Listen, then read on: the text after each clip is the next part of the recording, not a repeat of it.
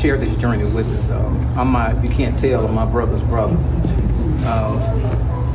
Me and him had cancer in 2021 at the exact same time. So this was more than just him going through cancer. I also saw my own demise as he sat there and just dwindled away. So I had to think of a memory, something that I thought about when we was growing up. I had the fortune of having my mother and my father in the same household, but my mother was not the type of person to say, I'm proud of you. My mother was not the type of person to say, I love you. She never expressed that. She expressed that through how she took care of you. But as a kid, I learned and I yearned to have someone say that they love me, but my mother never expressed that. And I had this interesting dynamic. Me and my brother slept in the same room. I slept on the top bunk, and he slept on the bottom bunk. And my daddy also slept in the same room. So when my brother graduated high school, he joined the United States military. And when he came back, he ran into a little brother that was suffering with low self-esteem, because all my life I just wanted to hear the words that I love you. But my parents didn't really know how to express that. And so as I thought about what I wanted to say, I thought about how that at some point this is going to be all of us. And my question was, have you made it count? Have the life we live, has it counted for something? And so when I thought about my brother and how I wanted my parents to say that they loved me and they were proud of me, my brother came home from the Army one day. And my mother must have told him that I was playing baseball. And so he came to the baseball field and I had no idea that he was there. And I get up to bat and I'm nervous. And all I could hear in the crowd was this: that's my little brother. That's my little brother. And I had never heard that before. So that was interpreted to me, I'm proud of you. I'm proud of you. I love you. So I got motivated. And I got a base hit. And all I could see was someone stand up in the side crowd saying, that's my little brother. That's my little brother. And he was so proud of his little brother. And I was so proud that he was my big brother. And when we left the game, I got into his brand new car. And in his car, he had a license plate that read E.L. Hale. And all I could think about when I grew up, see, I wanted to be just like him. I wanted to be just like my brother. So when I graduated high school, I joined the Army.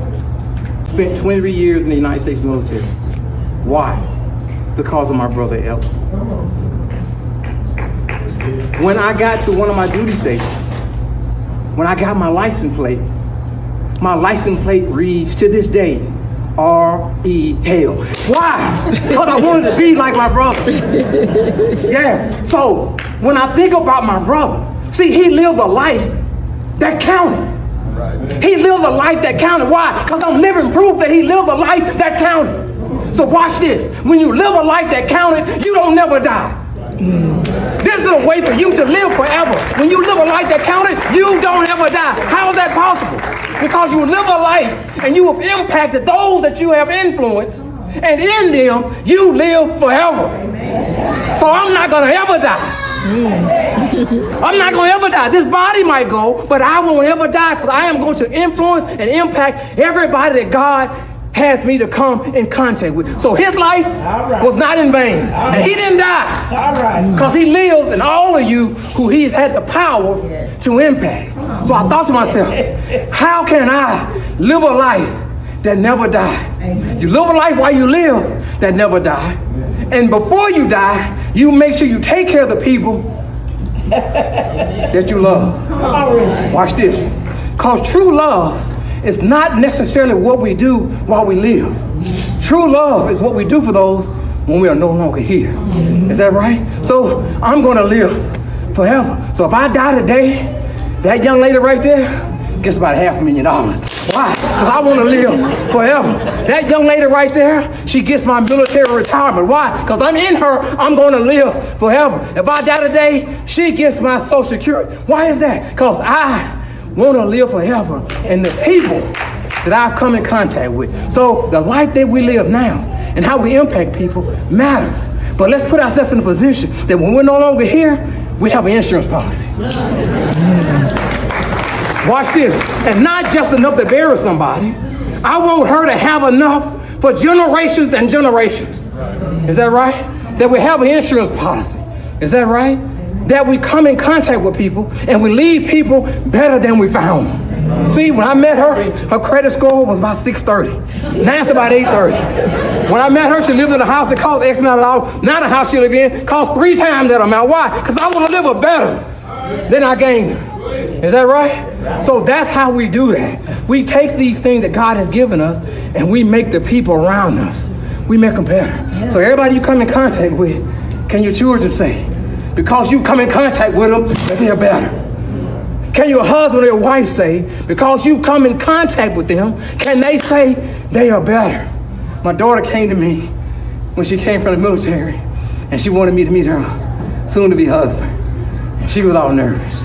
So she walked in the house. I let them get comfortable because they was nervous. And after about 2 hours passed, I sat them down. I said, can I ask both of y'all a question? She said, yeah. I looked at the young man and I say, how is my daughter better? Because you're dating her. Then I looked at my daughter. How is he better? Because you were dating him. See, the people that we come in contact with, they should be better because they met us. Is that right? And we live a life like that.